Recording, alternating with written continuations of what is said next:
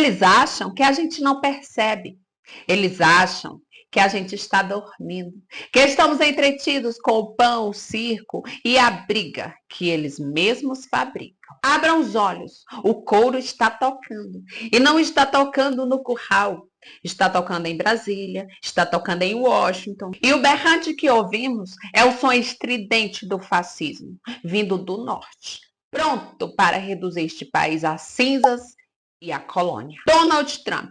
O nome já não é mais uma piada, é uma sentença. O autoproclamado ditador desde o primeiro dia, ele não está de brincadeira. E o alvo dele agora não é um político rival qualquer. É você.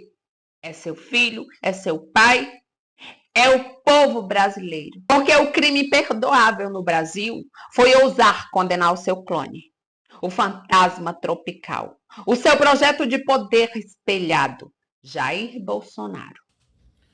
Você consegue entender o absurdo do que foi falado pelo ditador dos Estados Unidos, o Donald Trump, esse fascista de carteirinha, de que ele pode utilizar as Forças Armadas dos Estados Unidos para atacar o Brasil, porque ele simplesmente está discordando de um julgamento feito dentro do Estado Democrático de Direito, com um contraditório e ampla defesa, e ele está em desacordo com isso e pode invadir o Brasil, matar pessoas, matar a população brasileira, para que o desejo dele, como ele acha que o Brasil tem que se portar, ou como ele acha que o judiciário brasileiro tem que julgar, que tem que ser de acordo com o que ele quer, com esse, né, nesse viés de ditador que ele tem. E as pessoas acham, ok, olha o que ele falou. É um absurdo. É um absurdo a gente achar que isso é normal. É um absurdo as pessoas acharem que, vamos lá, Trump, que bom. Não existe essa possibilidade.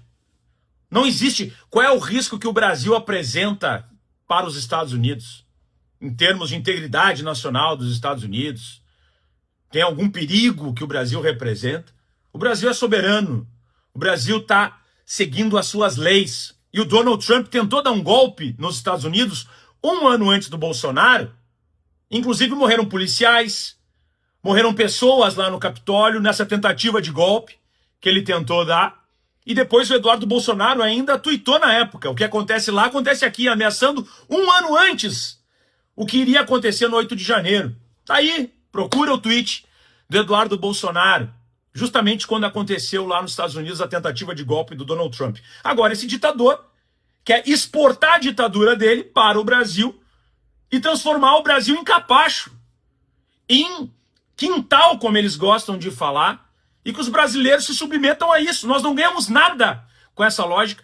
Somos agredidos de forma covarde por um fascista que está impondo uma ditadura nos Estados Unidos e querem falar em liberdade de expressão. Ele que não libera os arquivos do Epstein que vinculam ele à pedofilia, à exploração de mulheres. Ele que proibiu mais de 40 livros, que está atacando as universidades que não concordam com ele. Se você quiser entrar nos Estados Unidos, sua rede social não pode criticar o Trump. Que liberdade de expressão, que maldita liberdade de expressão que ele é fascista defende. São hipócritas, criminosos, e o Brasil é soberano, porque o Brasil é dos brasileiros. Resistimos até aqui, agora é hora de derrotar o fascismo, ninguém faz nada sozinho, até a vitória sempre, e é sem anistia, Bolsonaro na cadeia. Donald Trump não se importa com Bolsonaro. Segundo palavras do próprio, nem são amigos.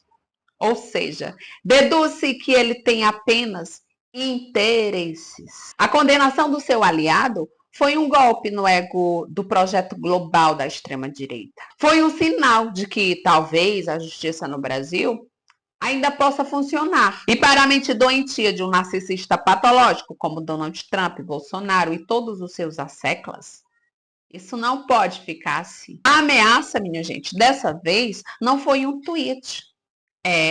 Foi diretamente da sua assessoria de imprensa da Casa Branca, que falaram em alto e bom tom. Um recado claro e assassino.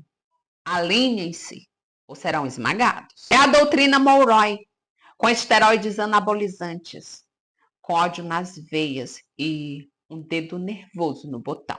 E não venham me dizer que é exagero, porque não é. É a mais pura e ácida realidade. Até eu, quando fiquei sabendo dessa fatídica notícia de ameaçar o nosso país, aliás, ameaçar o globo terrestre, a todos os países que forem contra as vontades de Donald Trump, eu fiquei incrédula. Caso brasileiro, e o processo aqui no Brasil continua chamando a atenção da imprensa internacional, seja com editoria e editorial e matéria e cobertura específica no Espanhol é o País, seja com menções no Le Monde, no Guardian britânico, ou seja, para mostrar que o mundo está de olho nos caminhos da democracia brasileira nesse processo. E aí se enquadra a fala, agora há pouco, minutos atrás, da porta-voz da Casa Branca, Kathleen Leavitt, lembrando que horas antes, quando o ministro Moraes começava a votar, a Embaixada dos Estados Unidos no Brasil repostou um post, na verdade, relativo ao 7 de setembro, com duras críticas ao Alexandre de Moraes, dizendo que o governo americano não hesitaria em impor novas sanções ao Brasil contra quem ataca a liberdade de expressão e tudo mais. Foi nesse sentido a pergunta feita por um jornalista ligado ao MAGA, ao movimento Make America Great Again, e ela disse que a liberdade de expressão, segundo o governo e o presidente Trump, é sem dúvida nenhuma a questão mais importante do mundo de hoje. Lembrando que o presidente, ele mesmo, Trump, teria enfrentado censura no caminho de volta à Casa Branca e que não é por outro motivo também que os Estados Unidos não hesitaram em aplicar sanções contra o Brasil, quer dizer, medidas, usar tarifas contra o Brasil para garantir a liberdade de expressão. Então ela disse apenas que para hoje não tem novas sanções previstas, mas deixou essa porta aberta e usou essa frase que eu achei realmente impressionante, dizendo que os Estados Unidos estão dispostos a usar todo o seu poderio econômico e também militar para garantir a liberdade de expressão no mundo. Ou seja, a maior potência do mundo de olho no Brasil, assim como no noticiário internacional, mesmo cheio de notícias, a questão brasileira também ganha seu espaço. Andréa. Importante ressaltar que ela frisa o não tem nada para hoje, né? Isso, para hoje, exatamente. Porque não tem nada para hoje. Isso casa trauma com aquela apuração que a gente fez e vem trazendo aqui, de que os interlocutores de Bolsonaro nos Estados Unidos estão esperando para ontem novas sanções. Então, eles estão trabalhando por isso. Eu já contei isso aqui algumas vezes. Depois do julgamento, eles até queriam que fosse na semana passada, não conseguiram. Até perguntei para alguns por que a expectativa deles era durante o julgamento. Eles disseram assim para mim: o nosso timing não é o timing na Casa Branca. Eles sabem o melhor momento. É porque eles estão aguardando alguma medida vinda do Congresso Nacional. E de uma forma mais específica, o projeto de anistia. O projeto de anistia que ficou para depois do julgamento, mas essa fala da Kathleen Leavitt, que é a Casa Branca que o Lins trouxe para a gente, ela é muito grave, ela é uma ameaça, mais uma ameaça, e eu fiquei muito impressionada, Trauman, quando ela diz que esta é uma prioridade para o governo e o presidente não tem medo de usar, então, o poderio econômico e militar dos Estados Unidos para proteger a liberdade. Agora há pouco eu estava vendo na rede social do New York Times uma foto da bandeira dos Estados Unidos, aquela que foi usada na Paulista, no dia 7, e o título da matéria é assim: o novo símbolo da direita no Brasil, e a bandeira dos Estados Unidos. A absolvição de Bolsonaro não é sobre limpar a barra de um político corrupto. É sobre abrir as porteiras do Brasil. É o sinal verde para a pilhagem. Eles não querem o nosso bem-estar. Eles querem o nosso nióbio, as nossas terras raras. Eles querem a água doce que eles não têm. Em resumo, eles querem a Amazônia inteira. Não para preservar, mas para explorar até a última gota, até a última árvore, até o último grama de minério.